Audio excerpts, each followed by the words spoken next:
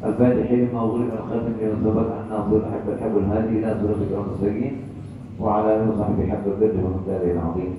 Akhirnya saya hormati para orang tua, bapak-bapak, ibu-ibu, para asosiat, para hujjah, mobil khusus keluarga besar Habib guru kita Al-Mukarram Habib Muhammad bin Abdul Hamid, Al-Mukarram Habib Ali, dan juga akhir Nabilah yang kebetulan berada di Jakarta. Saya ajak baru lagi atas pertanyaan Habib Ahmad tadi agar beliau diminta hadir, makanya saya ajak insyaallah. Nanti juga kita akan minta kepada beliau untuk menyampaikan apa yang penting buat kita semua. Sebetulnya pada malam hari ini saya berniat ingin membuka tentang sesuatu yang berkaitan dengan puasa. Tapi karena mengingat waktu di dalam pembahasan masalah puasa ini panjang banget gitu. Pembahasan itu akan sangat panjang.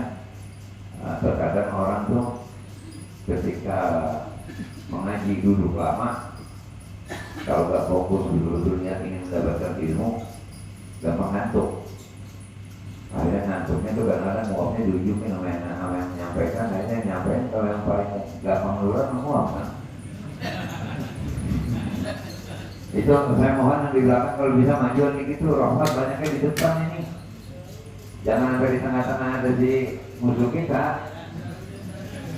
Gitu.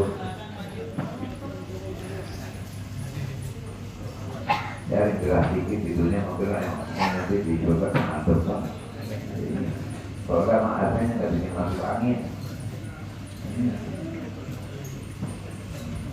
Kita telah beberapa banyak menjelaskan atau kita dapat tahu dari penjelasan para ulama tentang apa itu iman, apa itu Islam.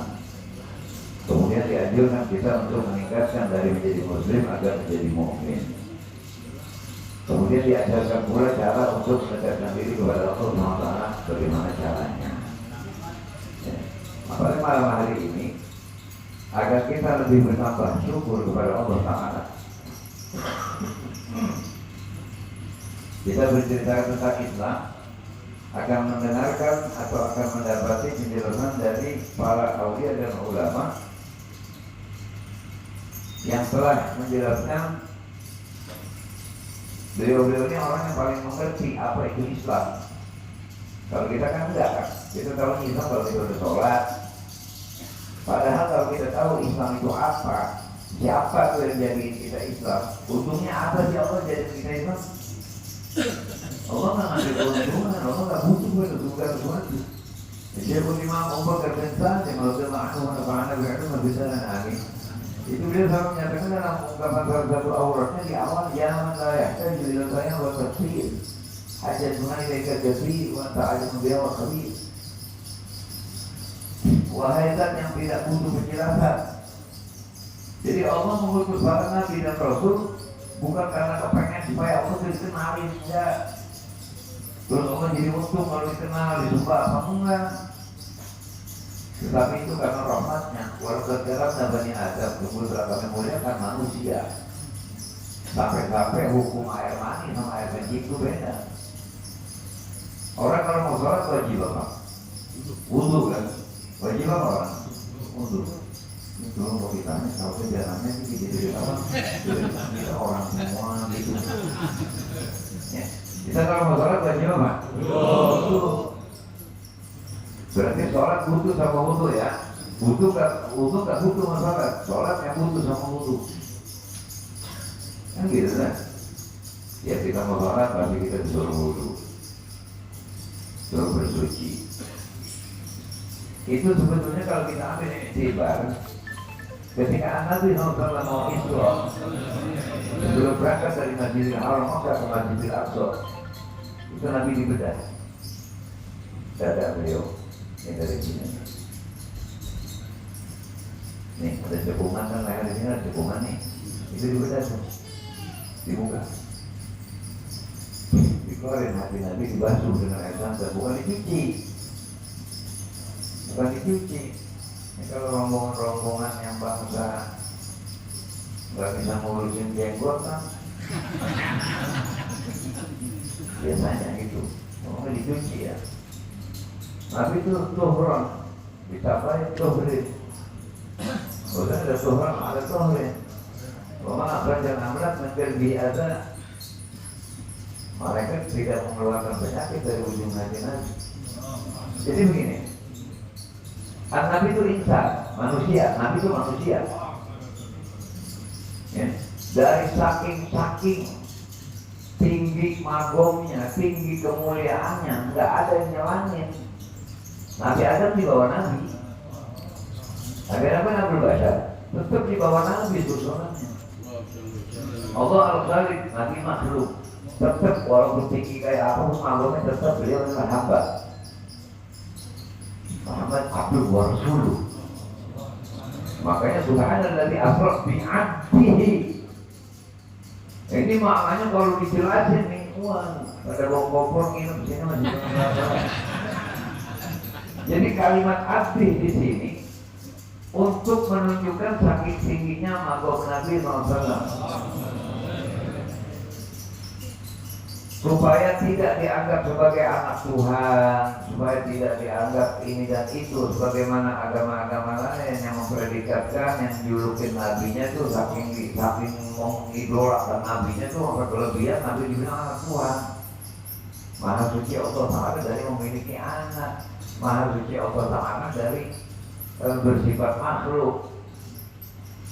Makanya kan yang bilang Habib Usman Antek Belanda tuh panas banget kalau kita sifat 20 itu. Kita aja bikin. Tapi panas banget aja. Yang anti Tuhan nok kalau kita sifat 20. Yang bilang Tuhanan tanggal lahirnya 25 Desember nok kalau kita sifat 20. Yang bilang Tuhan duduk di arsh nok kalau sifat 20. Gimana jangan ada orang gak baca sifat 20? Bikin alergi pengarangnya. Bilang pengarangnya itu Antek Belanda supaya orang menjadi sifat 20 ngancurnya gampang. Ya orang kalau mau menjus semangka harus satu bulan dimasukin di blender kagak muat, dibelah-belah dulu. Itu contohnya begitu tuh. Ya, jadi istilahnya tuh bikinlah aliran begini, aliran begitu, aliran begini, aliran begitu supaya bisa belah. Gitu, mereka kesal karena agama yang benar satu-satunya cuma Islam. Nah kita disuruh wudhu itu sama juga, karena Nabi mau menghadap Hadratul Rabb, mau menghadap Allah SWT, itu pembedahan itu disinominkan wudhu, suci. Sekarang bayangkan Nabi SAW manusia. Nah kalau semua manusia itu di hatinya pasti ada bagian hitam. Allah juga bikinin Nabi itu bagian hitam itu Allah bikinin untuk menunjukkan Nabi betul-betul sempurna manusia. Kalau lagi nggak makan lapar, nggak tidur ngantuk, sama. Dalam sujud itunya tuh sama. Tapi ketahanannya beda dengan manusia-manusia lain. Makanya bashar akal bashar, manusia tapi tidak seperti manusia lain. Batu kali mau batu berlian langsung sama. Ada orang bikin fondasi pakai batu berlian. Ada. Bikin bangunan gitu fondasinya mesti pakai batu kali, tapi pakai batu berlian. Ada? Nggak ada. Nggak bukan tempatnya. Berlian tempatnya di sini, di sini. Kalau batu kali biar orang mengira kayak apa itu diikat nggak ada. Ya. Ini kalau saya lagi bicara begini-begini, kalau yang kira-kira ngobrol nasi, kulit salam aja dulu, kan juga nasi.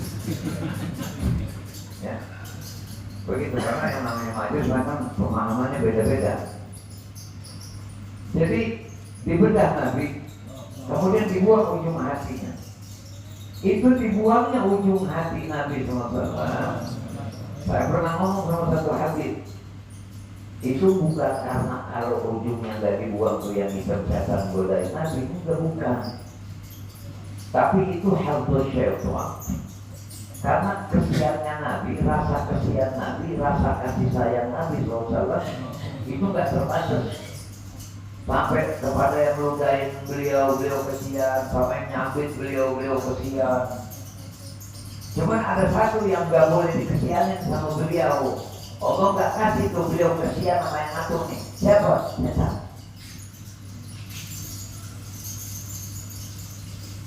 Nah itu bagian rahmat, setan pun dibuang. Dibuang. Makanya setan kan kulun nafil dari keturunan, setiap yang berjawab pasti mati. Iblis juga makanya mati. Nanti waktu mau mati dia takut tuh, karena dia tahu kesalahan dan orang perintah Allah waktu disuruh sujud sama Nabi Adam dia takut. Itu kalau ujung nabi-nabi yang hitamnya nggak dibuang, dia bakal datang tuh ke Madinah. Dia bakal ngomong minta syafaat sama Nabi. Wah Nabi bakal syafaatin, Nabi kan nurunin siapa aja. Makanya dibuang ke ujung itu supaya itu lupa nggak minta tolong sama Nabi. Nyambung kan? Makanya mintanya syafaatnya kepada malaikat Jibril. Ya Jibril isfa'li, mintain ampun saya kepada Allah. Mintain ampun sama malaikat Jibril. Supaya perlu ta'ala katanya sujud dijauhi Adam ya Jibril. Sampai dia sujud dulu di makhluk Adam. Sebagai tanda ngapus kehilapan ada kalau yang hilaf itu. Emang gak tersombong. Gak, hidupnya juga mau, aku berarti mati. Ada sifat orang pelit kan begitu.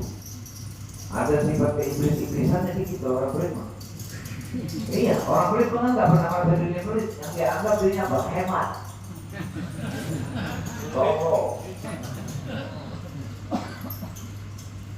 Imam Haddad bilang, bukan termasuk mensiasat, bukan termasuk dosa yang besar sekali, bukan dosa yang amat sangat besar ketika duit dipakai belanjain yang haram. Kita punya duitnya dipakai buat komer, zina, apa? Itu belum terlalu gede-gede banget dosanya. Walaupun dosa gede, yang gede banget kata Imam Haddad, gitu pakai bahasa kita aja lah. Yang gede banget mah dosa kata Imam Haddad. Kalau tahu punya duit bisa manfaat di tempat baik dan dikeluarin, itu orang yang paling dosanya gede banget.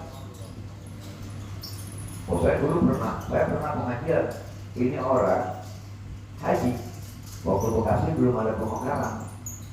Bekasi kan emang kota mau minatnya setuju. Iya, mau berdiri sendiri juga mampu itu berdiri Bekasi.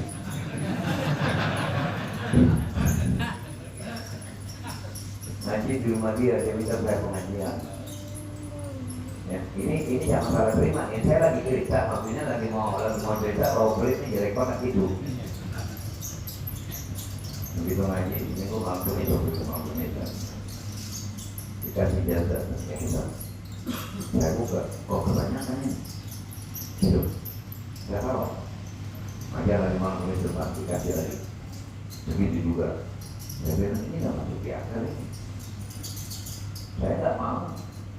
Orang kan mesti kasih duitnya hilang. Kan gitu. Begitu 4 kali saya telepon dia pagi. Assalamualaikum, waalaikumsalam. Habibku dari mana? Di rumah. Saya kalau ngomong orang yang dekat itu lalu gua kadang-kadang biasanya gitu kayak mubabah begitu. Di mana lagi? Bukannya orang kaya itu bisa nyembah, enggak. Orang kaya udah lulu sampai itu banyak buat. Soalnya mau jadi saya bekerja, gue nggak apa-apa sih, gue banyak jadi banyak apa. Kayak orang punya duit, kerja punya duit banyak kerja, atas nggak? Nggak kerja punya duit banyak. Nyata kan pertolongan Allah berarti. Ada apa hatiku? Ini bilang tata kota, bagi tata kota yang jalur mudinya hijau, nggak boleh bangun perumahan di sini kuning. Nah hati lu.